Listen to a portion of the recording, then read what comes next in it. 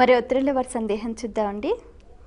Email ద్వారా లీలా రాస్తున్నారు, షష్ఠి పూర్తి జరుపుకోకపోతే దోషమా తెలియజేయగలరు అంటూ రాస్తున్నారు.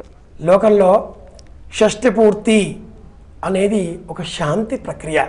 మనకు 9 గ్రహాలలో ఒక్కొక్క గ్రహానికి ఉండేటటువంటి కాల నియమాన్ని, ఆ గ్రహం మన దేహాన్ని ఎంతకాలం పరిపాలిస్తుందో ఆ కాల నియమాన్ని అనుసరించి వింశోత్తరి దశ అనే ఒక దశ విధానాన్ని జ్యోతిష శాస్త్రం వరాహ మిహిరాచార్యులు తెలియజేశారు. ఆ ప్రకారంగా చంద్రుడు 10 సంవత్సరాలు, కుజుడు 7 సంవత్సరాలు, రాహు 18 సంవత్సరాలు, శుక్రుడు 20 సంవత్సరాలు, శని 19 సంవత్సరాలు, ఇలా ఒక్కొక్క గ్రహం ఈ దేహాన్ని పరిపాలించే పూర్ణ ఆయుర్దాయం 120 సంవత్సరాలు. దానికి వింశోత్తరి దశ అని పేరు. ఇందులో 60 సంవత్సరాలు పూర్తి కాగానే మన దేహంలో సగం ఆయుర్దాయం పూర్తి అయ్యింది. ఇలా సగం ఆయుర్దాయం పూర్తి కాగానే, నాయన సగం జీవితం నీవు అనుభవించావు కదా, మిగతా సగం జీవితకాలమైనా కూడా ఉన్న స్థితి నుంచి ఉన్నత స్థితిపై ప్రయాణం చేసే విధంగా భగవదారాధనకై మంచి పనులకి వినియోగించవచ్చు కదా అనే వివేకం మనలో కలిగింపబడే విధంగా ఉగ్ర రథ శాంతి అన్న పేరిట షష్ఠి పూర్తి అనే ఒక శాంతి ప్రక్రియను మనకు శాంతి కమలాకరం అనే గ్రంథం సూచించింది.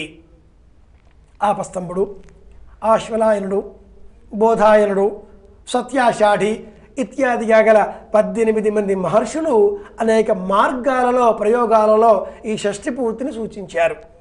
అందులో ఆశ్వలాయనుడు, బోధాయనుడు, ఆపస్తంభుడు చెప్పిన ఈ 3 మార్గాలలో ఈనాటి కాలంలో అనేకులు షష్ఠి పూర్తి చేసుకుంటున్నారు. 60 సంవత్సరాలకు ప్రభవ అక్షయ వరకు 60 మంది దేవతలు, 12 మాసాలకు 12 దేవతలు, 2 అయనాలకు 2 దేవతలు, 15 తిథులు, 27 నక్షత్రాలు, 7 వారాలు, ఇలా సంపూర్ణ కాలస్వరూపం అంతా కూడా ఒక వేదిక పైన ఆవిష్కరించి అందరినీ అర్చించి సంపూర్ణ కాలస్వరూపాన్ని అర్చించి ఆ పిమ్మట సహస్ర ఛిద్రములు కల చేటను శిరస్సు పైన పెట్టుకొని అందులో 1000 కలశముల ద్వారా అభిషేకింపజేసుకొని తమకి తాము ఇక మంచి పరిశుభ్రత, ఆంధ్రదోషం లేకుండా జీవిస్తాను అంటూ అనేక విధమైన వాగ్దానములు చేసి ఇది శాంతి ప్రక్రియ. బంధువులు సమాగమంతో చేసి ఎన్నో చేస్తున్నారు. ఈ దేహాన్ని సరిపడేటటువంటి స్వర్ణాన్ని దానంగా ఇవ్వాలి. దాన్ని తులాపురుష దానం అంటారు.